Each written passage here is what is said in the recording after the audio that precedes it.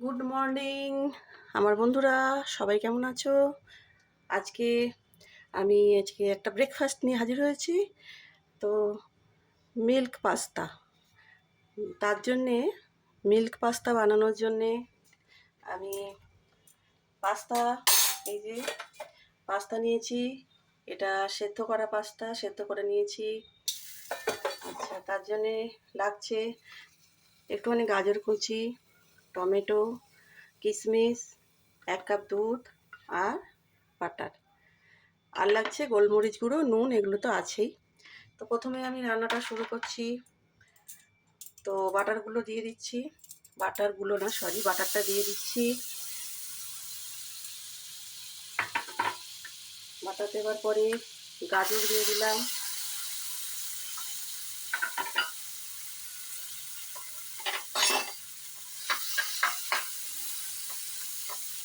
নাড়াচাড়া করে নিলাম। করার পরে কিশমিশটা দিয়ে দিলাম, দিয়ে আমি একটু নুন দিচ্ছি, পরিমাণ মতো নুন,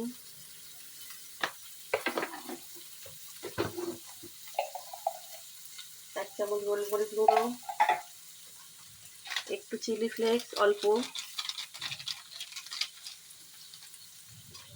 আচ্ছা, এবার আবার একটু নাড়াচাড়া করে গাজরটা একটু ভাজা হলো। ভাজা হওয়ার পরে পাস্তাটা দিয়ে দিলাম।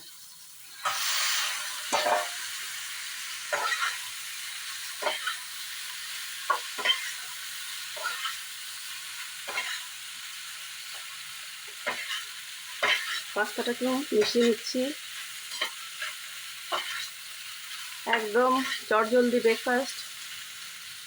তারপরে আমি দিয়ে দিলাম এই যে দুধ, 1 কাপ দুধটা দিয়ে দিলাম। দিয়ে দিলাম টমেটো, একটু দেবো মিষ্টি। ব্যাস, আমার মিল্ক পাস্তা রেডি। উপর দিয়ে দিলাম একটু মিষ্টি।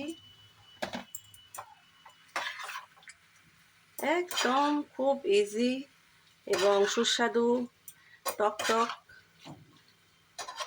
খেতেও লাগবে। তোমরা যদি টমেটো না দিতে চাও স্কিপ করতে পারো। তো পাস্তা আমার রেডি। তো বন্ধুরা, চটজলদি পাস্তা তোমাদের কেমন লাগলো আমাকে জানিও, কমেন্ট করো তোমরা চটজলদি পাস্তা কেমন লাগলো।